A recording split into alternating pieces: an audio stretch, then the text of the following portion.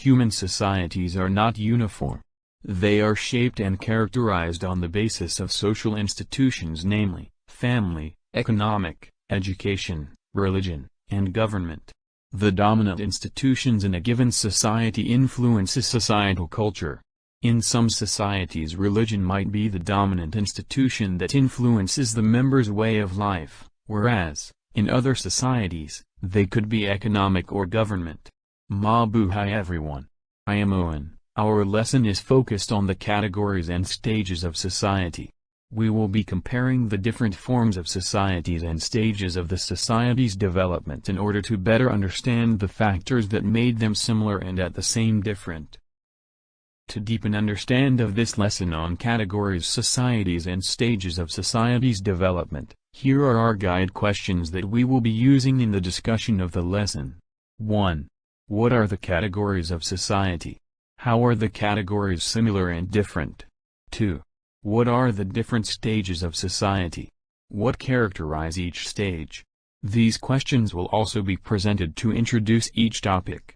Answer the questions after the discussion of each topic to check your understanding of the main concepts of the lesson. Societies may be similar in their basic elements, but societies are unique in their organization and structure. Thus, societies are categorized and traced of their development so as to better understand the dynamics of society. By comparing these categories and stages of society, we can have better understanding of our society. The first topic to be discussed are the categories of societies. The questions that will guide our discussion are: what are the categories of society? How are the categories similar and different? Although there are a lot of ways to categorize society, we will be using G. E. Lenski's categorization. Gerhard Emanuel Lenski Jr., an American sociologist who introduced the ecological evolutionary theory, categorized societies in terms of their technological sophistication. The use of technology evolves with a society. Societies with primitive technology are dependent on environmental fluctuations, whereas industrialized societies have greater control over the impact of their surroundings and thus develop different cultural characteristics. This distinction is so important that sociologists generally divide societies into three categories based on their level of technological advancement: pre-industrial, industrial, and post-industrial. The first category of Lenski is the pre-industrial societies. As the term indicates, pre-industrial societies evolved before the widespread of industrial machineries. The production of man's basic needs has its limit. This can be attributed to the use of basic machineries which are fully operated with the help of human and animal labor. Production is agricultural since nature or the environment greatly influences the kind of products being produced. Variation of social classes are not too extensive, which is based on kinship and or labor specialization. Extent of interaction is parochial because it is limited within the societal group or to some extent members of the village or neighboring villages. With these characteristics, population in a pre-industrial society grows at substantial rate. Pre-industrial societies can be classified based on their level of technology and method of food production. These subcategories are hunting and gathering, pastoral, horticultural, agricultural, and feudal. Hunting and gathering. Hunter-gatherer societies are considered to be the earliest and most basic form of society. It is characterized by its small size and is primarily made up of families. They are nomadic because they spend the majority of their time looking for food and thus have no fixed territory. The hierarchy in this type of society is not particularly diverse. Its members are generally treated fairly, and decisions are usually made by consensus. As a result, the roles of its members and the division of labor are not well defined. Pastoral. Pastoral societies are recognized by the domestication of animals in order to maintain a more stable and predictable food supply. Pastoral communities have larger populations than hunting and gathering societies and stay in one place for a longer period of time. Furthermore, pastoral societies frequently produce surplus food and resources that they trade with other societies. This relative prosperity allows members of society to engage in activities other than those required for survival, such as handicrafts and trading. This eventually leads to the emergence of specialized tasks in the community. Horticultural. Horticultural societies are primarily involved in the small-scale cultivation of plants, fruits, and vegetables, as well as animal domestication. Horticultural societies are semi-nomadic, which means they travel to another location once the resources in one area have been depleted. Roles and responsibilities are more clearly defined in this society, with many tasks assigned based on gender. Similar to the pastoral society, there is an excess of goods, which can lead to inequalities among its members. Members of early horticultural societies were frequently very family and clan-oriented, and their behaviors and actions were constrained by tradition. Tasks and occupations were frequently assigned based on gender, with women doing mostly domestic work at home and men hunting and farming. Agricultural societies entail large-scale and long-term crop cultivation as well as animal domestication. This society is characterized by improved technology and the use of agricultural tools. Increased production results from improved technology and farming methods, giving rise to a growing population in agricultural societies.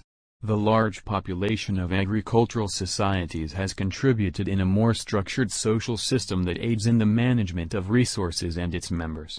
Conflicts over resources and land frequently arise as a result of neighboring societies' increasingly complex social organization and growing importance of territory. Feudal societies are similar with agricultural societies but with the introduction of land ownership. They arose out of the need for natural resources in order to sustain development of societies, which led to conflict over resources, particularly land. In feudal societies, social system is characterized by vassalage. Rulers grant their followers or vassals the right to manage parcels of land. These vassals, in turn, are served by peasant workers who cultivate the land and tend to the animals in the farms. In return for their services, they are provided military protection. Members of society are organized based on status. Those who own land are considered the most powerful and influential members of society, while the peasants are considered the lowest group. Social relations are characterized by dependence. The lord depends on his vassals to provide him with resources. The vassals depend on the peasants for their service, while the peasants depend on their vassals for protection, and the vassals are indebted to the lord for the land he granted. This kind of reciprocal yet unequal relationship created the social classes with pyramidal hierarchy. Members of the society are governed by their social positions in the hierarchy. The second category by Lenski is industrial society. Europe experienced a dramatic increase in advanced technology in the 18th century. This was the Industrial Revolution. The number of new and advanced technologies that influenced people's daily lives made this period notable. In 1782, James Watt and Matthew Boulton invented a steam engine which significantly increased production. Rather than paying artisans to painstakingly spin wool and weave it into cloth, people turned to textile mills, which produced fabric quickly and often at a lower cost. Farmers were able to purchase mechanical seeders and threshing machines instead of planting and harvesting fields by hand, resulting in increased agricultural productivity. Paper and glass became more affordable to the average person, and the quality and accessibility of education and health care improved dramatically. Gas lights improved visibility in the dark, and towns and cities began to develop in nightlife. It was during this period that an industry-based economy emerged. This is focused on increased production, which is fueled by the forces of capital, factories, labor, and the market.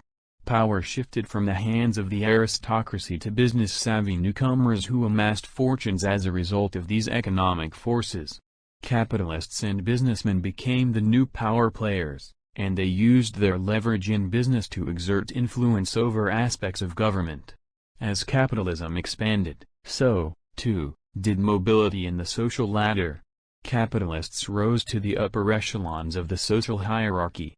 People wanted their children and their children's children to keep rising to the top. This era's generation became less concerned with family land and traditions. They are more concerned with accumulating wealth and achieving upward mobility for themselves and their families. The rise of urban centers was due to increased productivity and technology.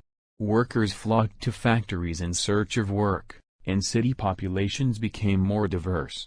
Concerns about worker exploitation eventually led to the formation of labor unions and laws on mandatory working conditions. The Industrial Revolution facilitated the inter-country interaction. As production increased, so did the demand for raw materials to sustain the factories, as well as the need for more markets to sell the products. Industrialized countries turned weak countries into sources of raw materials and markets for finished goods. This triggered imperialism. The industrial age came to an end with the introduction of new technology, but much of our social structure and social ideas have their roots in industrial society. The third category by Lenski is post-industrial society. Information societies, also known as post-industrial or digital societies, are a relatively recent development. In contrast to industrial societies, which are based on the production of physical goods, post-industrial societies are based on the information economy, which means that producing, managing, and marketing of information are the economic forces in these societies. With the help of automated and digital technologies, information, products, and services are made available in an instant. This information technology era has resulted in very dynamic and complex social mobility. Because the economy of information societies is driven by knowledge rather than material goods, those in charge of storing and distributing information wield power. Members of a post-industrial society are more likely to work as sellers of services, such as software programmers or business consultants, rather than producers of goods. Social classes are divided by access to education, since without technical skills, people in an information society lack the means for success. Education is a powerful tool to move in the hierarchy of society. The advent of information technology ushered in virtual and global interaction. The Internet is a powerful tool for communication. Communication devices and social media platforms are essential in all forms of interaction, including business, entertainment, and education. The post-industrial society has become extremely globalized. Human movement and interaction barriers are removed.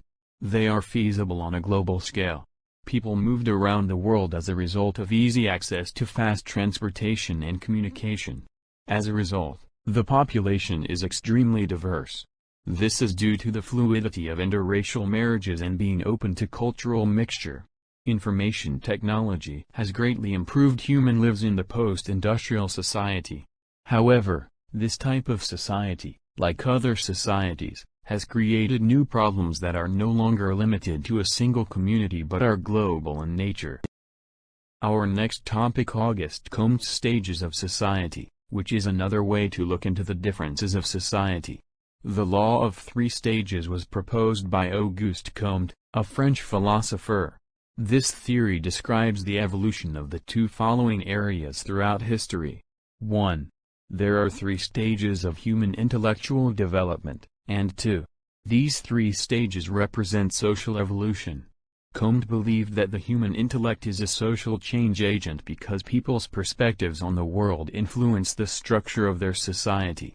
As a result, the evolution of human thought over time had an effect on societal structure in these 3 stages of society. In other words, the evolution of human intellect at each stage was accompanied by an evolution of social organization at each stage. As such, the law of 3 stages can also be interpreted as a theory of the evolution of social organization in 3 stages.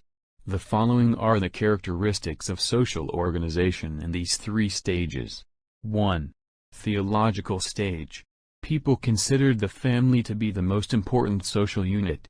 People looked up to priests as leaders, and they were the most powerful people in society. Comte classified this society as a military or monarchical society, with God regarded as the most powerful and at the top of the king's hierarchy. It refers to an ancient society in which the most important social group for the people was their family or kinship group. Because of their unwavering faith in divine power, people saw God as the cause of everything that happened to them. Thus, they respected and valued priests and accepted them as their leaders. People engaged in combats against one another, so there was less peace and order in societies at this stage. They formed groups of individuals and trained them for battles with other people. Society was ruled by these groups, or by an individual viewed as the king. God was at the top of the ruler's hierarchy. 2. Metaphysical stage. The people regarded the state as a vital social entity. People began to think beyond their immediate groups, such as family, and thus began to value the collective well-being of the people in general. They began to regard themselves and others as members of the state as a common social group, and that each member of the state is equal in importance. People looked up to clergy and lawyers as leaders. People began to recognize the importance of lawmakers and definers in ensuring the stability and proper functioning of society. Therefore, churchmen and lawyers were treated equally in society. Comte referred to this society as a legal society because lawyers and policymakers wielded considerable power. It refers to the society at the start of the Enlightenment. The people were tired of the monarch's tyranny and desired independence from them. They were inspired to pursue this goal by the community's wise citizens, who served as lawyers, defining policies for the society's harmony and prosperity. In this way, people valued laws and policies, which became the foundation for state operations, and thus people began their journey toward democracy. 3. Positive or scientific stage. People regard the entire human race as important. Human thought expanded beyond their state and began to have positive feelings for the entire human race, regardless of state, religion, language, race, or other such factors. They began to see themselves and others as members of humanity as a whole, as a common social group, and that every member of humanity deserves equal importance. People consider scientists to be leaders. Scientists have become the most influential people in society because they provide verified information about various things and spheres of life that contribute to the betterment of people. Comte classified this society as industrialized. The industry has a stronghold in such a society because it meets people's needs while also contributing to the economy's growth. It refers to modern society, which is distinguished by scientific and technological progress. Scientific progress contributes to the comfort and ease of living. Scientists are valued in this society because they contribute to the social and economic development of the society through their scientific investigations. The key ideas of this lesson are: 1. Gerhard Emanuel Lenski Jr., an American sociologist, categorized societies in terms of their technological advancement. The main categories are pre-industrial societies, industrial societies, and post-industrial societies. The pre-industrial societies are subcategorized into hunting and gathering, pastoral, horticultural, agricultural, and feudal. 2. Auguste Comte, a French philosopher, theorized the three stages of social organization based on human intellectual development. These are theological stage, metaphysical stage, and scientific stage. Mabuhay. I am Owen, imparting to you that their societies are different because of the people as key players in society. Let us remember that society's character is shaped by the people, in turn it shapes the character of its people.